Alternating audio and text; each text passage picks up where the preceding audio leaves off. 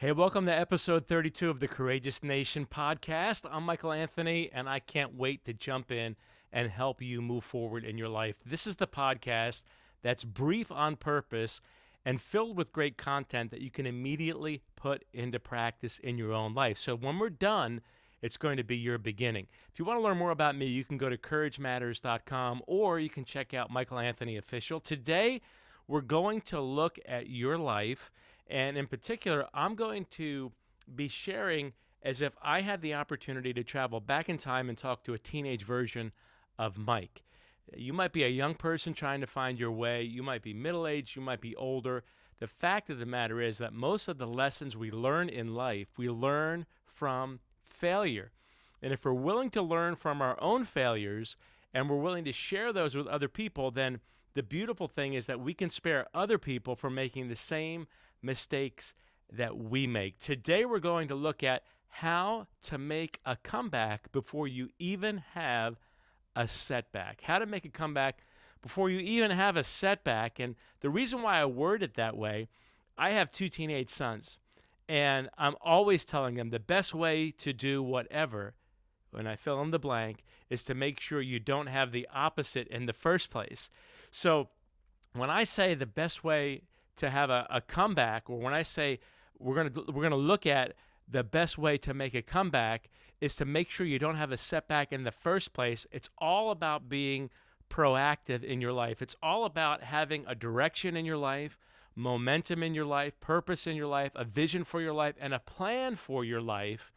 Because the fact of the matter is that there are going to be setbacks in your life because curveballs get thrown your way. You have no ability to affect or to deter curveballs that you have nothing to do with, right? There are things that happen to you, they're going to happen to you, that you have absolutely no say over.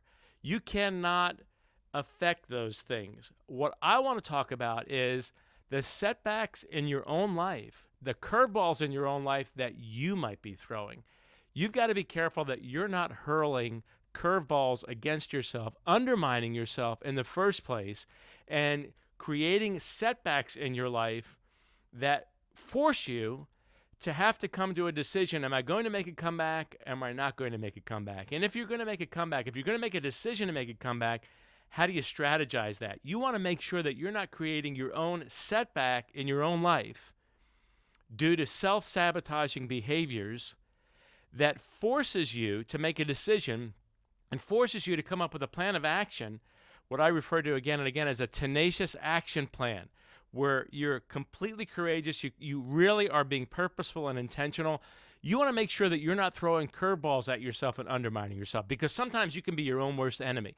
And so I'm always telling my sons, and I'm telling you this, and I'm going back in time and I'm telling teenage Mike this, and I don't care how old you are, I don't care how young you are. If you're watching right now, if you're watching on YouTube, my YouTube channel is Michael Anthony Official. Imagine that.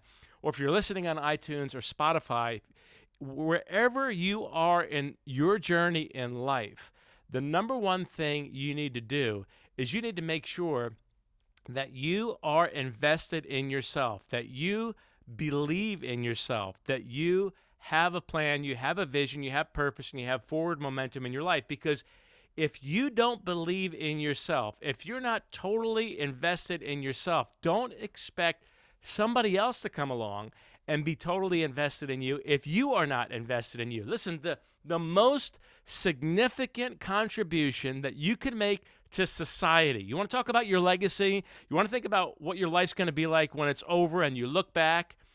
You want to talk about having an impact? It all comes down to being committed to making something worthwhile in your life that spans beyond your lifetime. If you are not committed to you, if you're not committed to reaching your greatest potential, you have no right to expect somebody else to come along and to believe in you more than you believe in yourself. And you might say to yourself, well, I don't even know where to start with that. I don't believe very much in myself. When I was young, when I was a teenager, I had to spend my young adult years trying to figure out what life was about. I stumbled through college, went to Rutgers University, had a degree, and my degree right after I was out of college. You ready for this? 4 years of college. Now, the great thing is that I came out with an English degree and a self-focused emphasis on argumentative and persuasive writing. I wanted to be a criminal trial attorney, and then God did some stuff in my life and directed me and focused me and shifted my emphasis so that the same types of things that I would have used in a courtroom, I use in the court of opinion in life, so to speak. So argumentative and persuasive writing came back to help me tremendously throughout the whole course of my life. But you know what I was? You know what I chose to do right out of 4 years of college? I was a department manager in an athletic shoe store, in the department of an athletic shoe store, a sporting goods store. 4 years of college, and that's what I came out with. You know why? Because I stumbled through life waiting for other people to get behind me and to believe in me, and I didn't even believe in myself. And I didn't contribute to myself. I was passive. You've got to be careful you're not passive with your life. Subtly, at a subconscious level, waiting for somebody, and we do this all the time, but we marry people that we think we're going to get our worth and our value from. We do things in the course of our life. We make decisions in the course of our lives that we think are going to move us forward when they really are not moving us forward. And you've got to be careful in your own life that you're not passively going through the motions and not believing in yourself. Because if you don't take up your cause, listen to me very carefully.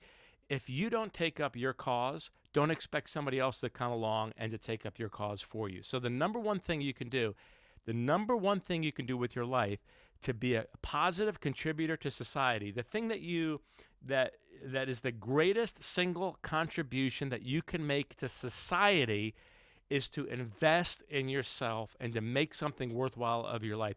Do not sit around and wait for somebody else to come along and to believe in you if you don't believe in yourself. That's the number one most important thing that you can do. That really needs to sink in deeply. The second thing is you need to have a really clear plan, a really clear purpose, a really clear vision for your life, really clear goals for your life. Now, you might be starting out with that. You might have to reset because there's a lot that's happened in our world that's happening in the course of your life. You might have had a health setback, a financial setback, a relationship setback, a career setback. You might have had any kind of a setback. This is what I'm talking about is I'm referring to those curveballs that come our way in life that we don't have a say in. These things can happen to you, but woe to you if you're the one throwing curveballs at yourself. So the best way to not be reactive in the course of your life is to be proactive and have a real clear vision, a real clear purpose, and lifetime and long-term goals that you have written out, that you have written these things out. And you need to revisit these again and again and again and again. And I'm going to talk about that in just a second to help you make great decisions. But this is really, really vital for you to be committed to doing.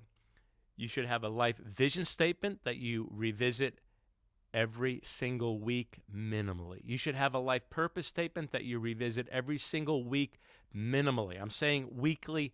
At least you're doing this weekly. At least you're doing it 4 times a month. If you're not doing that 4 times a month, I can absolutely guarantee that you are going to throw curveballs at yourself because you're going to get off vision, you're going to get off purpose, you're going to get out of focus.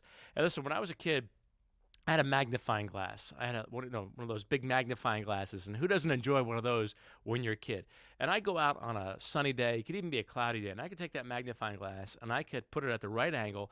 And I could focus all the energy of the sun, all the sun's rays. I felt so powerful. I could take that magnifying glass. And if I held it at the right angle, I could take all of the sun's rays, get them to hit that magnifying glass just right, come out the other side with laser precision, and I'd put leaves under that thing. I would put worms under that thing. I put caterpillars under there. If I came across ants, I could harness that thing, put that thing at the right angle, and I could just poof. The ants would just go up in a puff of smoke. And you might say to yourself, man, that sounds gross. The point that I'm bringing up here is that I could take that same magnifying glass, I could take the same conditions, the same weather conditions on the same exact day. But if I take that magnifying glass and I keep moving it all over the place, there is nothing. There ain't nothing, if I want to use incorrect grammar. There's nothing that I would be able to get to burn. Same exact conditions, same exact magnifying glass, same exact person using it, but all because I'm moving it around. I'm not keeping it in the same spot long enough. That's what you got to be careful doesn't happen in your life, that you're not all over the place. And the best way to stay on focus and on vision, on purpose, on mission, you've only got one life this side of forever, is to have a clear life vision statement, a clear life purpose statement, and lifetime and long-term goals. Lifetime and long-term goals that you're revisiting at least once a week. At least once a week. Because if you don't have that, you cannot expect, you are not in a position to expect somebody to come along and to cuddle you and to coddle you and to say, here's your definite life purpose, here's your life vision, here are your life goals. And yet this is exactly what happens in a detrimental way. If you don't have a clear purpose for your life, somebody else is, and you might not like it. If you don't have a clear vision for your life, then brace yourself for a mediocre vision that you're not even fired up about.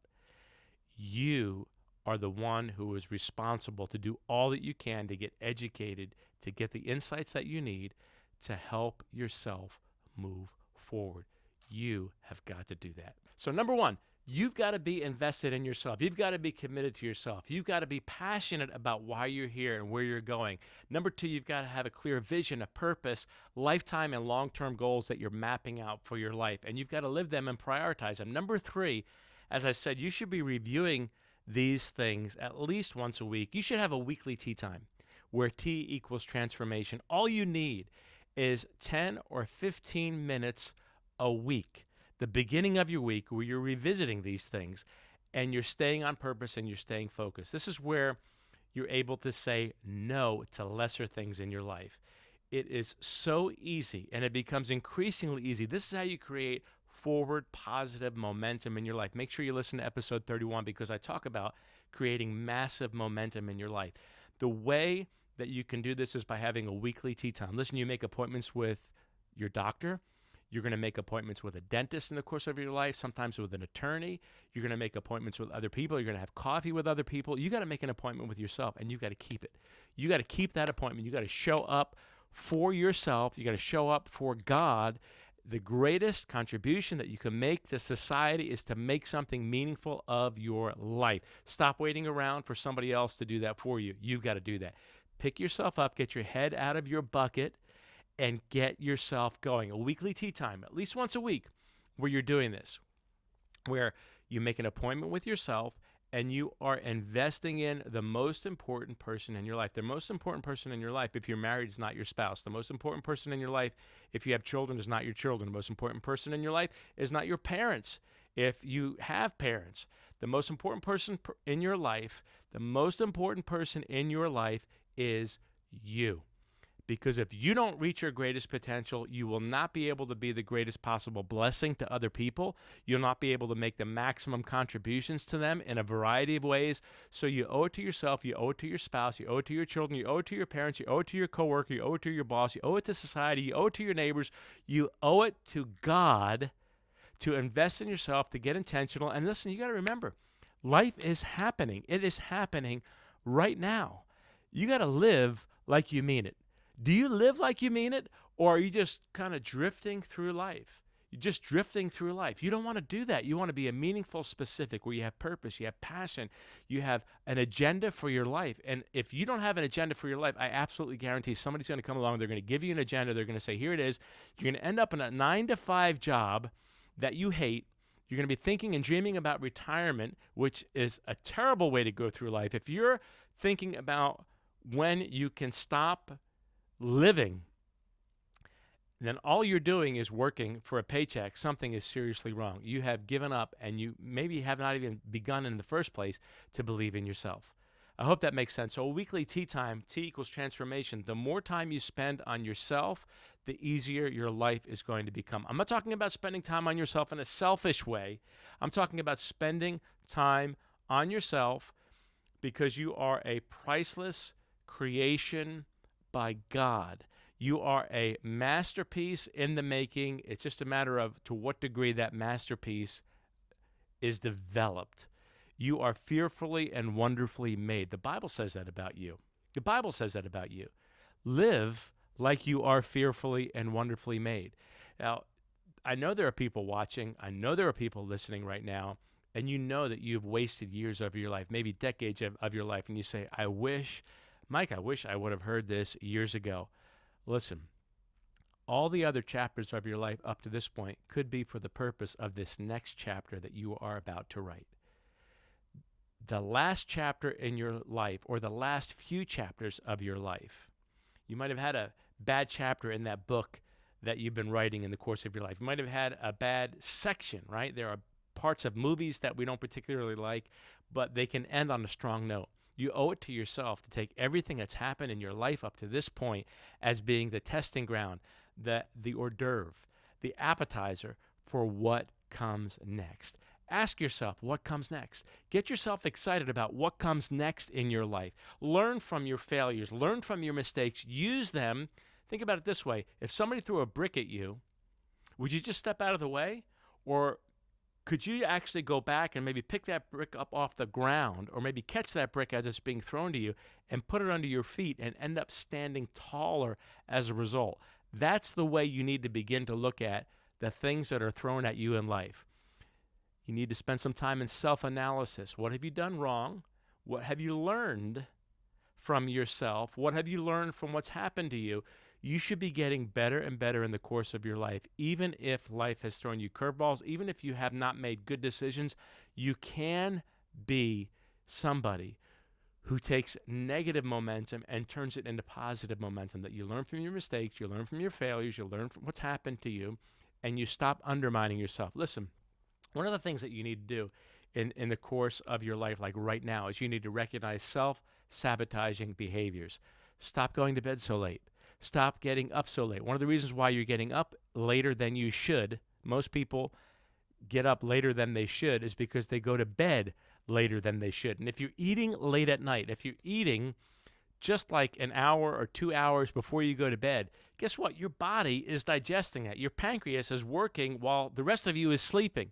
And your body is trying to digest what you have just put into you, like that lead balloon, that bowling ball.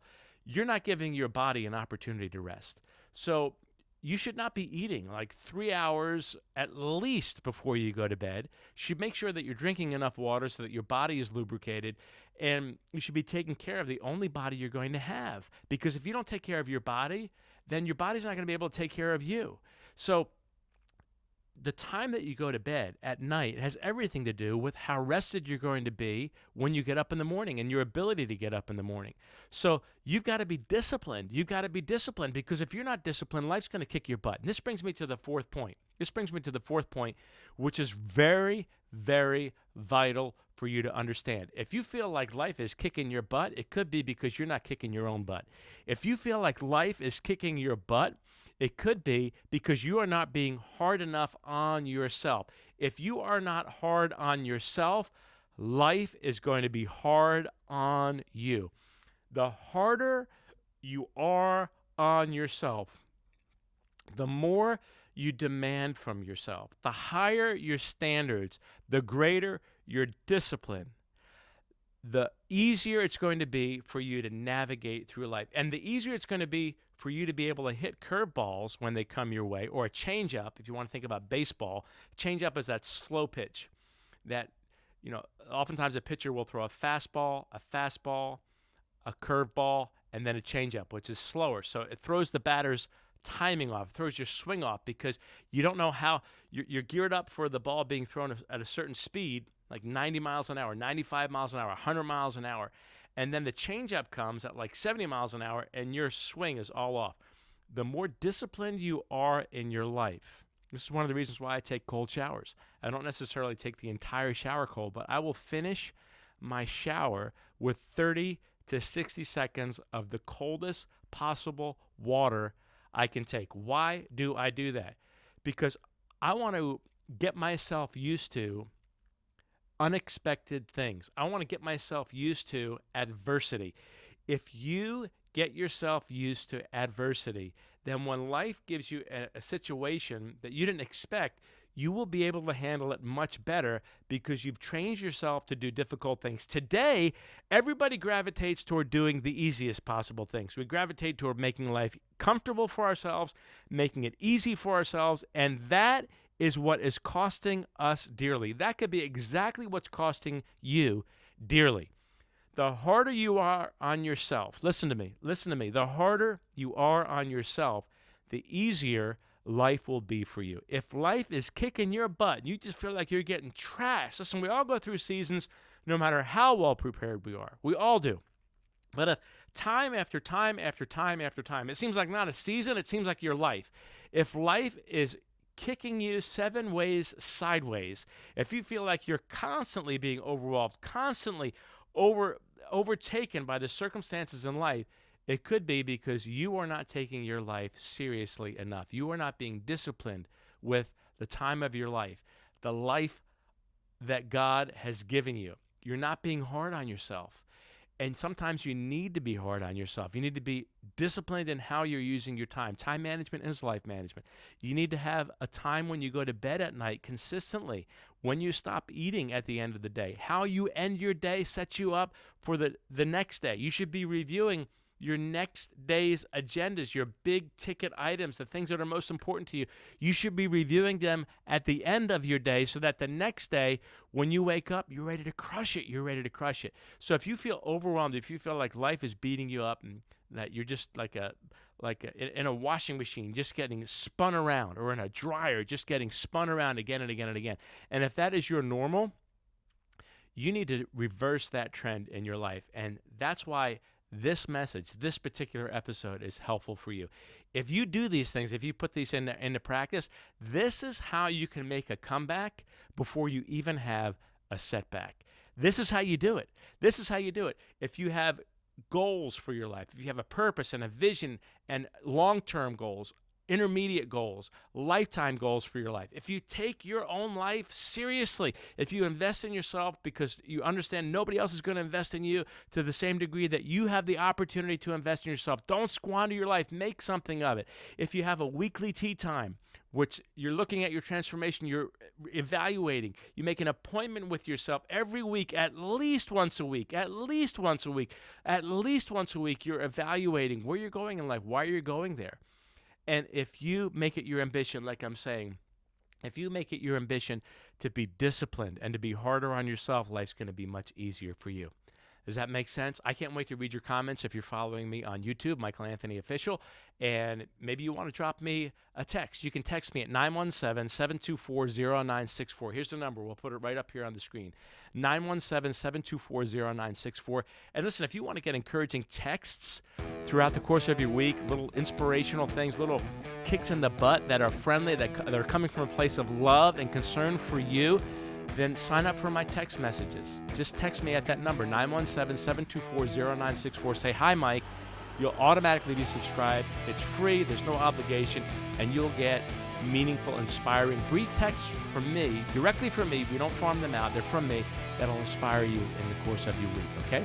Make sure you check out CourageMatters.com and let me know how this episode has helped you. You absolutely can make a comeback before you even have a setback, and the way you do it is by getting serious about the only life you're going to have this side of forever. That's all I have for today. Can you believe it? Our time is up. Now it's time for you to get going. Share this episode with your family and your friends.